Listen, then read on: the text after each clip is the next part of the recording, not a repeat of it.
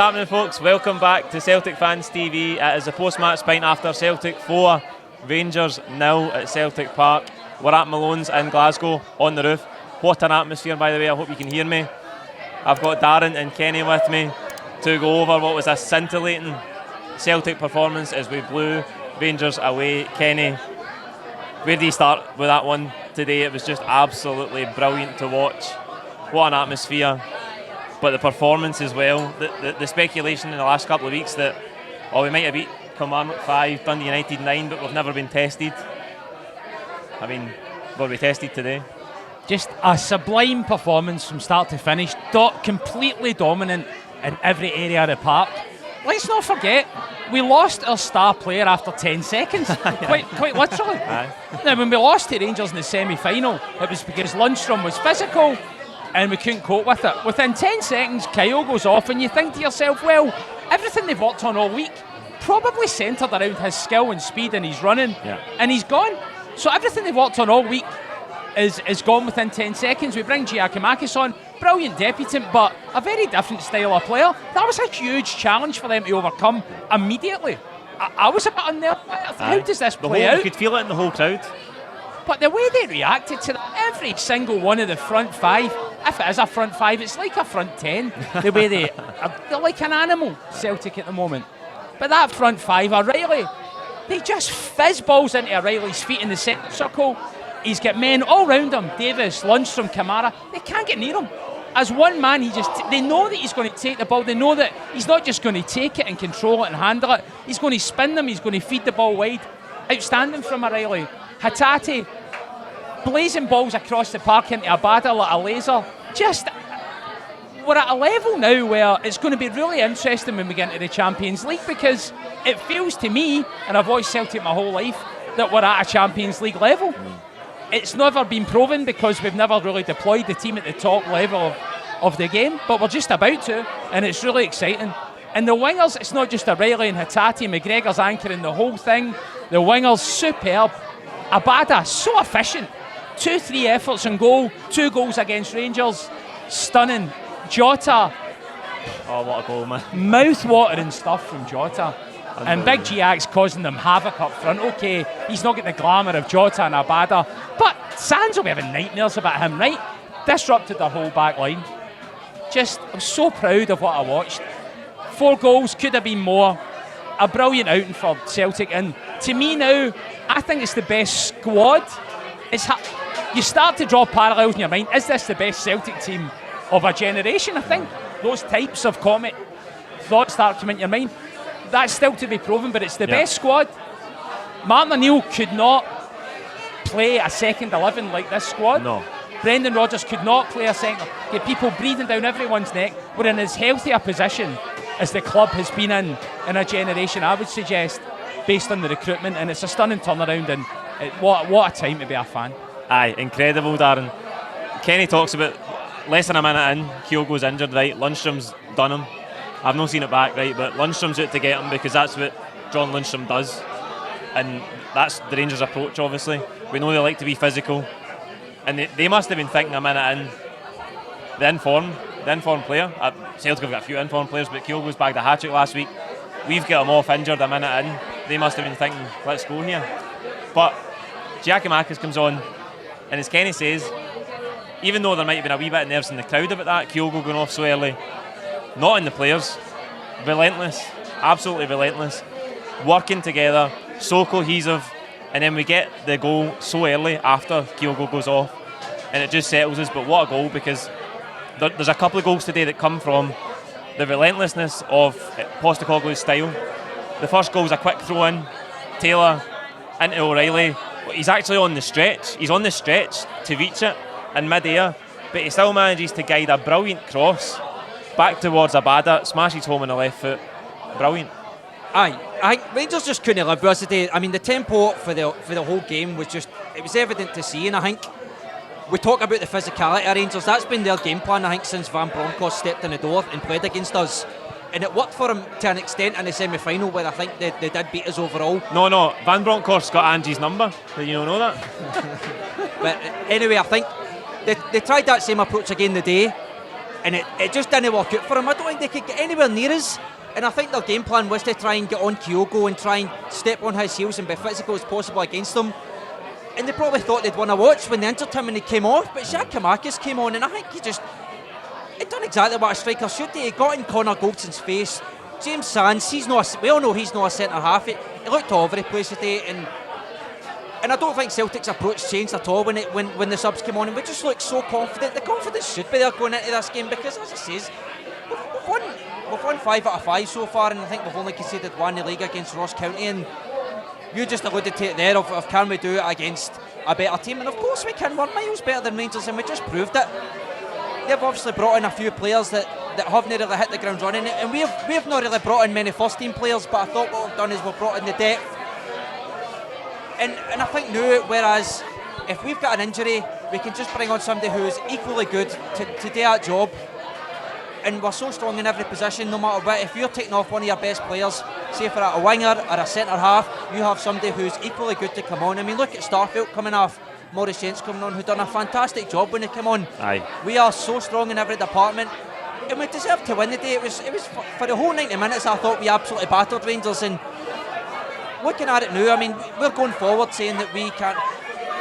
There's so many possibilities to say that we can keep this run going, and realistically, there is no team that can match us. You know, there's this big divide between the top 2 and the rest of Scottish football. I think there's this big divide between Celtic and Rangers, and it's all due to the manager and the recruitment that he's done, and I can only see it's getting better. Kenny alluded to it there, we're going into the Champions League, and I think it's the best test for us, and we can only just be excited to see it, because this is our best chance to challenge ourselves against teams that we think maybe we can go toe-to-toe, because compared to the rest of Scottish football, we are miles ahead of them. Aye, and you've seen that today. Kenny, at 1-0 though, Rangers did build a little bit of momentum in the game, and they had a spell of possession. A Barisic's cross, Cholak could have got on it. That was their only real chance they had all day, really. 1 or 2 at the end. Joe Hart made a couple of saves, but at that time in the game, at 1-0, you thought we need to get a foot on the ball here. But the thing that so impressed me today was that we were absolutely ruthless. We take a quick free kick, and three Rangers players around the ball are sleeping. McGregor takes it quickly into O'Reilly, who slides a lovely ball in for Jota, in between Goldson and Tavernier. Times his one to perfection, takes the touch, which he initially looks heavy, but then he sits McLaughlin down, makes him look silly, dinks it over him, and that was the perfect time to get the second goal in the game. Part of the problem, there's no problems for Celtic this season, but something that Postecoglou has said is we've not been as efficient in front of goal as he would like. Now, I looked at the stats after the game, we only had 6 shots on target, and we've scored 4 of them. The efficiency was superb. Rangers actually had more possession than us, but it was irrelevant, because every time we get the ball and went into the last third, we were causing them chaos. We looked like scoring. So that in itself is a big change for us, because 6 shots in goal, 4 of them end up in the net. That's an improvement in itself, and it's an improvement against a side that's supposed to be our biggest rivals. I think if I was a Rangers fan watching that game today, I'd be thinking, why are they getting so much space? They're getting space all over the park. That was in part because Rangers were lazy, but even if Rangers were on the ball, we would still get space all over the park, because we're making that space, because we're playing not just with 5 forwards, we're playing with at times 8 and 9 forwards. They can't cope with the rotation, they can't cope with the speed of pass. What impressed me most today and was the primary driver of us being efficient in front of goal was just the level of the quality of the use of the ball at speed. When those balls are battered into Matt O'Reilly, you don't even have to be a weak professional footballer not to be able to handle that. But he can handle that at such a high level, and the complete trust amongst them. That look at Maeda towards the end of that game when he came on. The speed and the intensity, it's all over the park, and it's almost hard to comprehend what could come, because you look at our new signings. The guy that came on midweek for 50, a remarkable 15-minute cameo, can't even get a look in today. We've just signed a 6'4" player from. He must have been watching that thinking, how am I going to get a kick here? I've never watched a side with that level of depth and that level of intensity around it. So, yeah, look, it's 4-0, could have been 6. Aye, incredible. And Darren, the thing that Kenny mentioned it there, the speed, it's the speed of the attacking players. Also their technical level, but the speed in forward areas is terrifying for MD to play against. And we're in a position right now, we'll maybe touch on this before we round up and we look ahead to Real Madrid on Tuesday. I fancy this Celtic team to score in any football match because we've got quality and speed in forward areas. And just to come back to that Jota finish, what an absolute superstar. I love Jota, and I mean, there's so we signed him on a permanent basis there in the summer, and he's basically come in and he's just upped his game. I think he is basically becoming a top tier Celtic player. I mean, we can now say he's the first name on that Celtic team sheet, maybe bar Kyogo, but he's the name on the fans' lips at the start of every game, going, he's the guy that's going to make a difference. And just touching on Jota, that ball has been, it might have been Matt O'Reilly, I'm not sure. I think it's Matt O'Reilly. Yeah. He's fizzed that in at him. And that first touch... He's on the stretch. That first touch is not easy. And see the composure in a fixture like this to dink it over the goalkeeper. Aye, ridiculous. That's incredible. I don't think I've ever seen that since maybe Larsson chipped Stefan Klos in 2002. Right. Not for 1 second am I comparing him to Larsson, but I just think... No, that's a good point, no, right, because we've talked about Kyogo in those terms, right?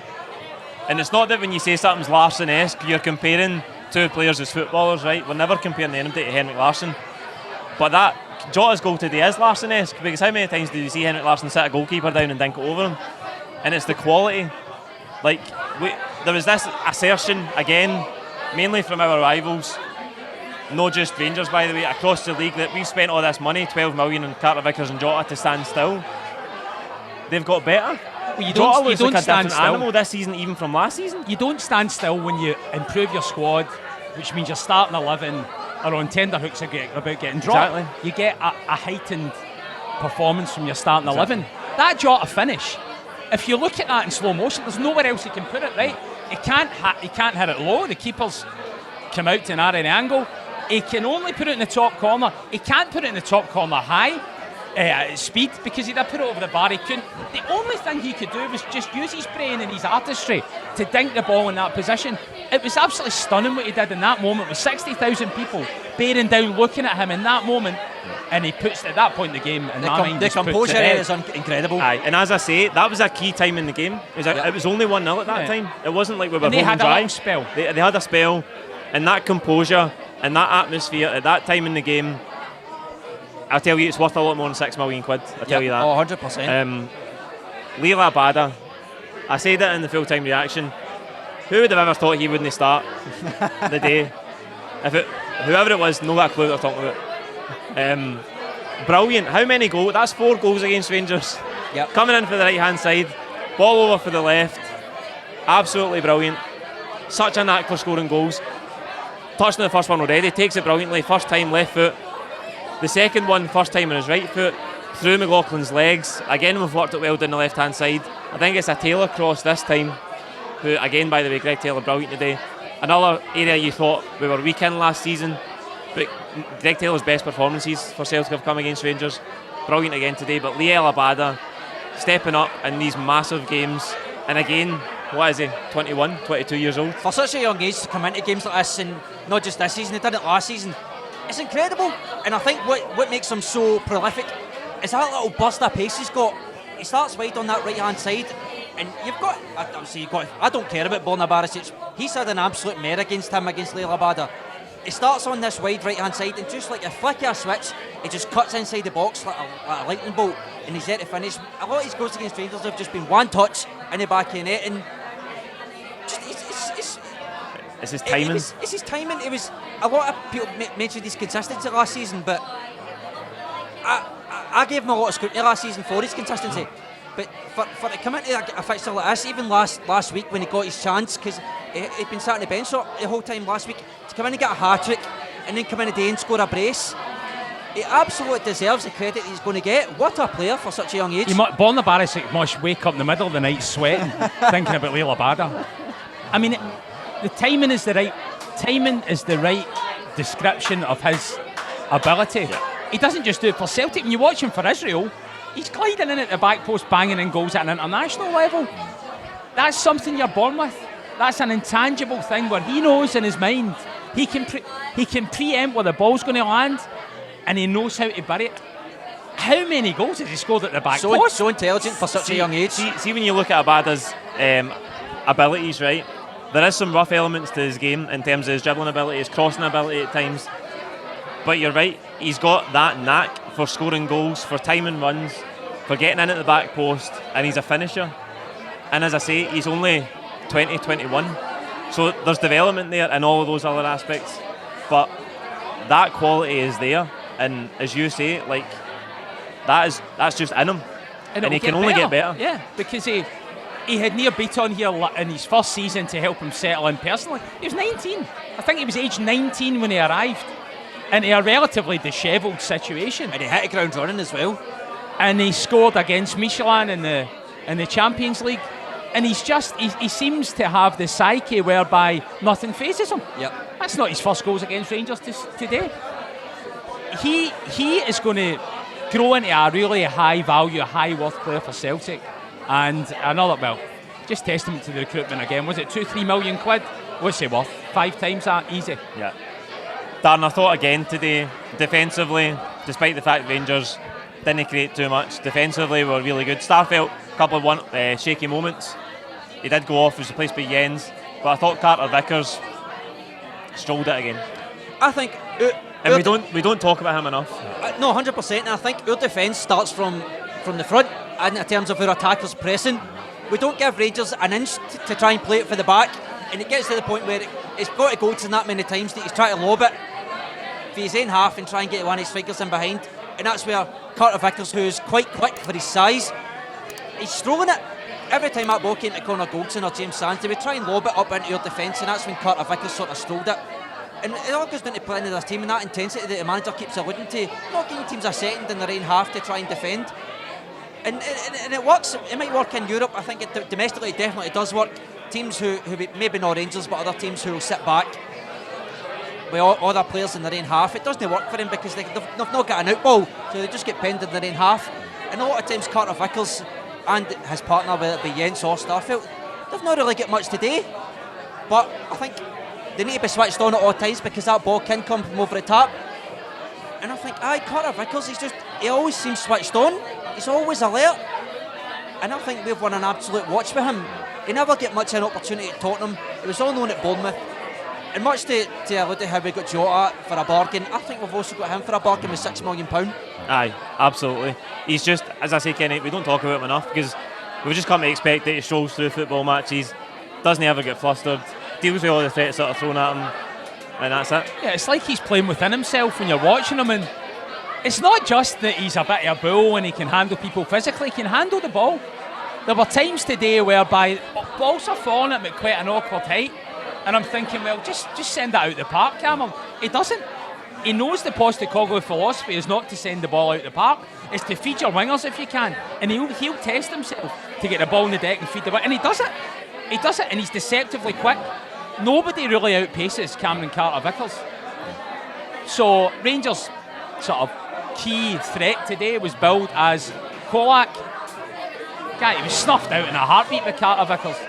So, yeah, I mean, we don't talk about him enough. He's a constant. He's someone that is at the base of the squad, the spine of the team. And it would be interesting if he wasn't playing, how we would cope. Fortunately, he's been very injury-free, and a real the core of the Postecoglou system is in part built around Vickers.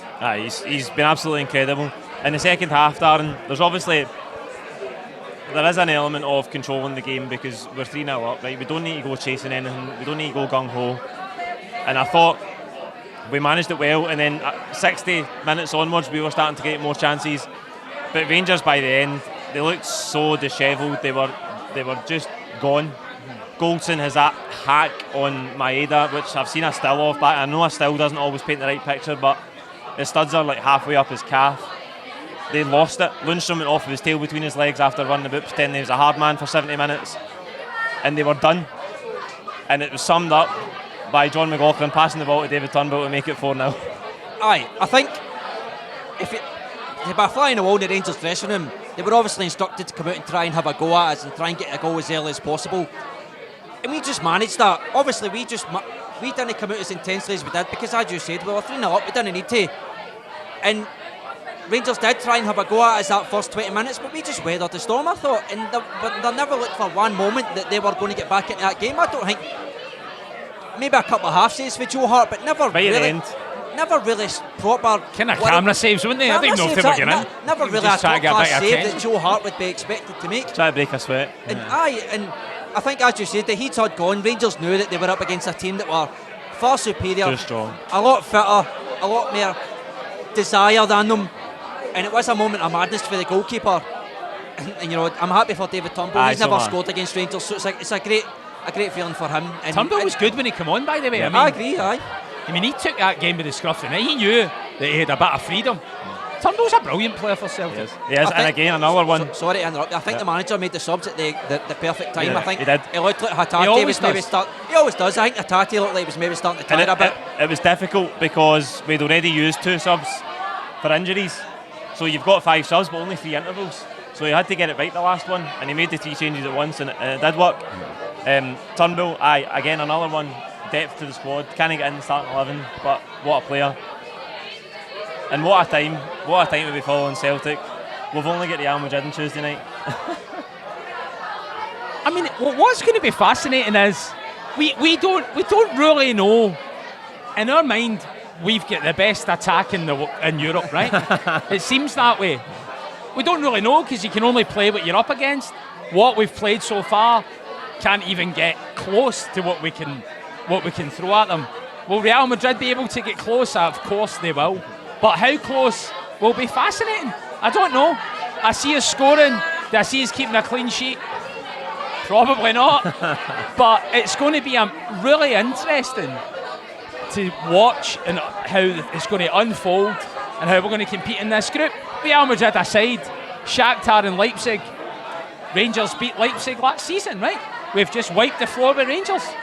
So, what does that tell you? It tells you that we're in with a real shout of doing a lot of damage at the top table of European football.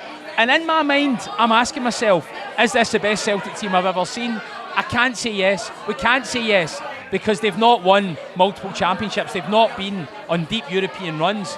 But I'm curious to think in a couple of years' time, the answer could be yes. It could be yes, based on what we're seeing, because it's unique. I don't remember Brendan Rodgers' side in their pomp playing like that team. Martin O'Neill's team were blessed with Henrik Larsson. It's a difficult comparison, it's a different era. But I don't remember the speed and intensity the way it is now. So the Champions League is mouth-watering, and I can't wait to see how it plays out. Aye, it is absolutely mouth-watering, and this Celtic team is going from strength to strength. That's it for the post-match pint here at Malone's. What an atmosphere in here. I hope you'll be able to hear us throughout the course of this video. Like it below, comment with your own thoughts in the game. Don't forget to subscribe if you haven't already. We've got lots of content coming up, previewing Real Madrid. The starting 11 prediction will be back, as it always is. Wherever you are in the world, enjoy your night. We are certainly going to enjoy our night in here. Up the hoops.